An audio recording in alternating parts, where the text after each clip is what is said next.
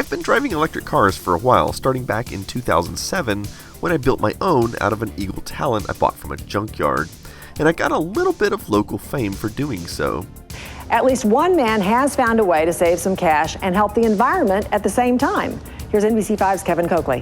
The self-described computer geek from Kennedale bought the 93 Eagle Talent from a junkyard for just $750. First thing I did when I got the car home was I pulled the engine out.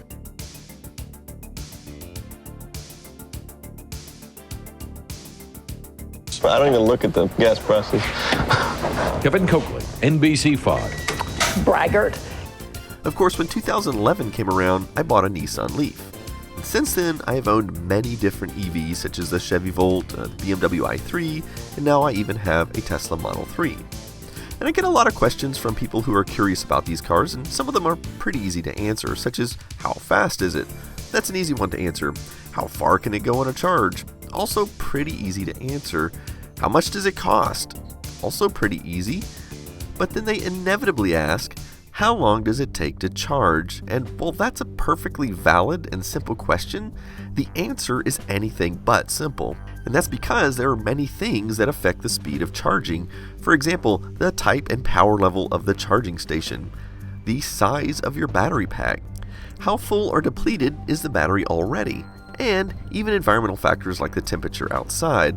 As such, the answer can literally range anywhere from 5 minutes to 5 days.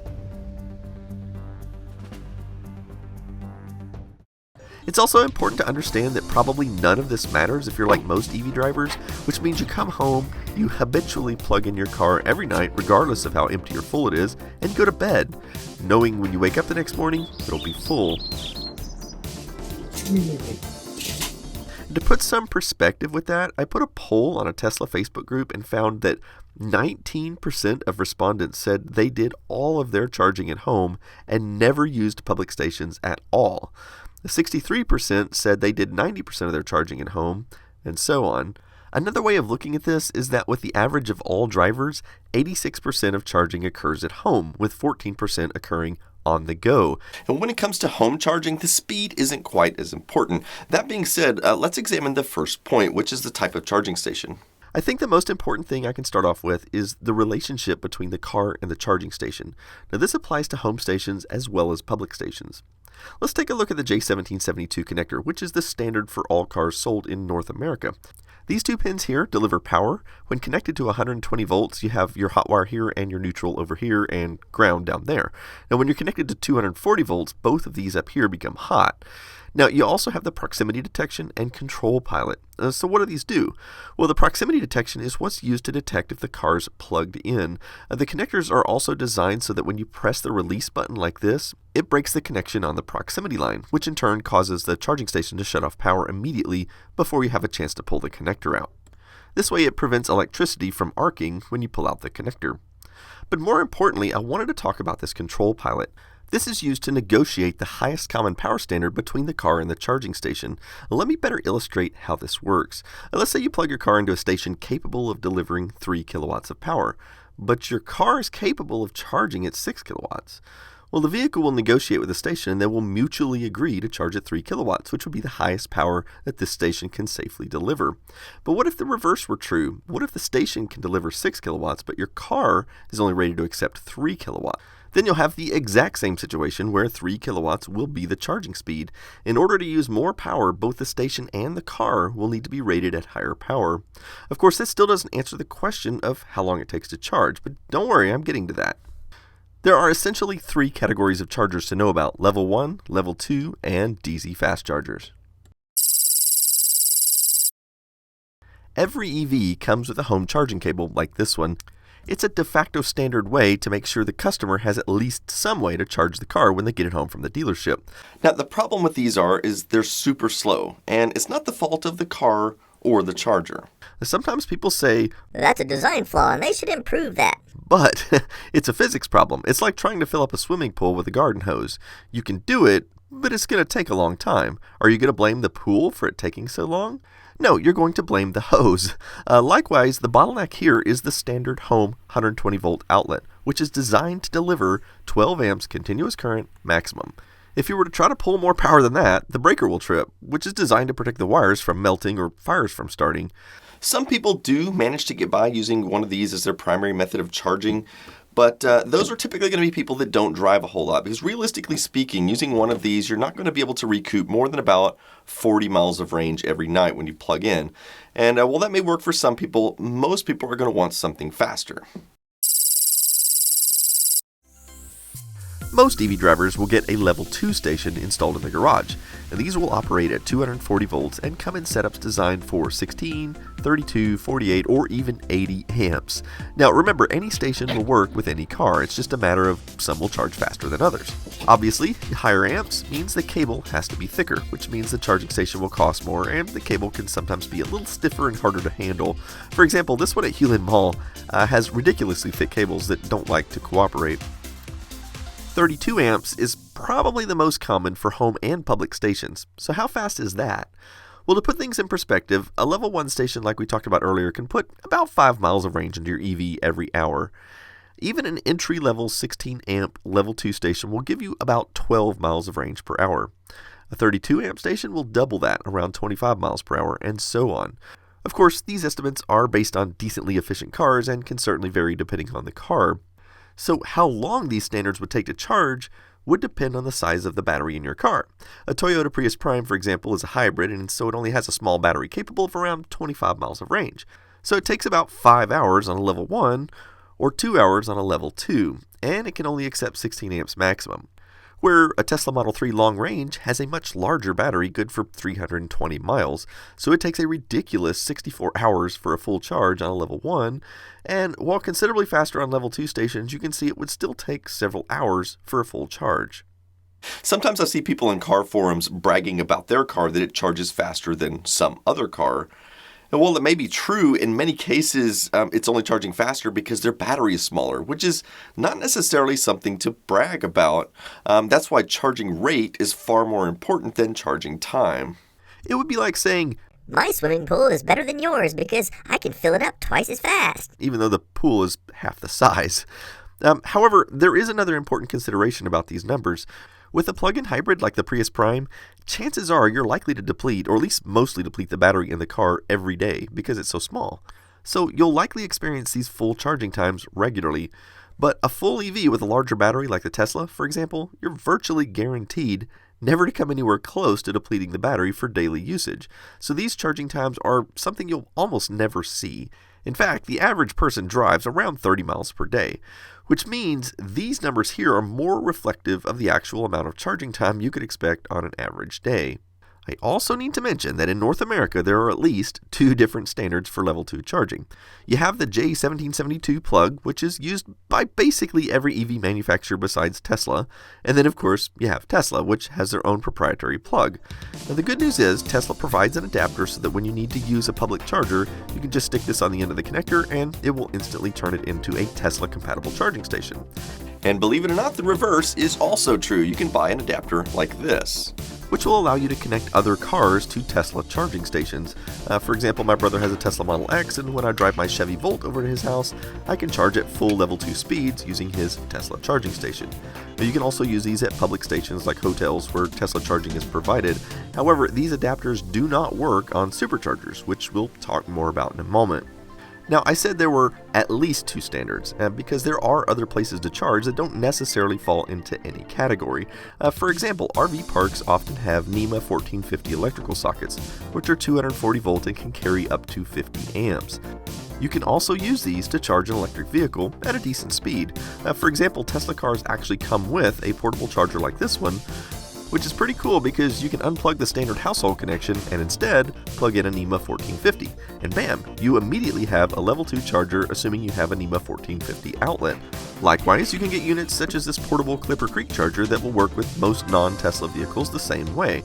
And these places typically have swimming pools and picnic tables and other amenities that can make your stay a little more comfortable while you wait for your car to charge, so it can be an interesting experience. And since there are RV parks literally everywhere, these can often be used to charge your electric vehicle as a last resort where there are no public EV chargers available. But even a decently fast Level 2 station could still potentially take hours for a charge. This is not ideal when traveling long distances, so if you're going to take a road trip, you need something even faster. That's where DC fast charging comes in. These stations are much bigger and much more powerful, and they also work in a fundamentally different way. When you look at something like this, a lot of people tend to refer to this as a charger, but it's really not. It's actually just a sophisticated extension cord. The actual thing that charges your battery is inside the car. Its job is to convert AC power into DC power, since batteries are inherently DC by nature. The charger itself is also one of those limiting factors we talked about earlier as to how much power your car can take from a charging station. But a DC fast charger actually bypasses the onboard charger in your car and charges the battery directly. So in this case, the station you plug into is actually the charger. To give you an idea of the difference in power level between a Level 2 and a DC fast charger, your typical Level 2 stations have power outputs of around 3, 6, or even 10 kilowatts. DC fast charge stations can be anywhere from 50 kilowatts up to 270 kilowatts. DC fast chargers usually look visually different from Level 2 stations.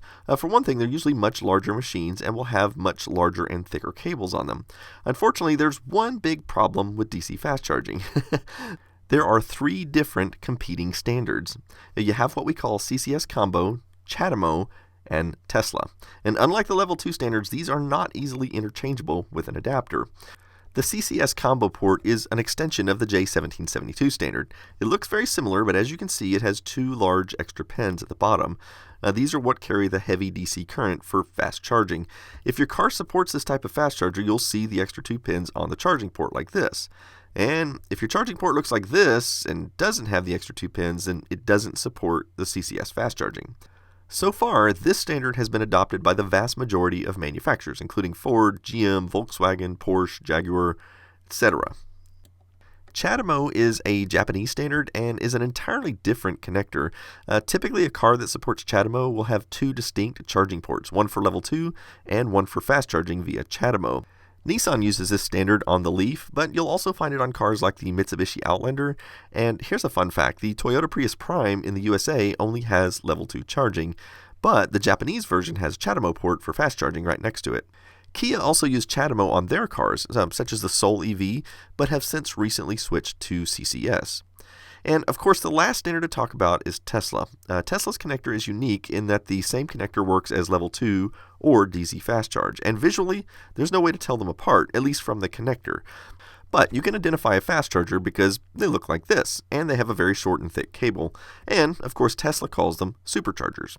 Now, one interesting thing to note about superchargers is the power sharing. If you look at most supercharging stations, you'll see some of the bays are labeled with an A or B. Now, the way this works is A and B share a single power source.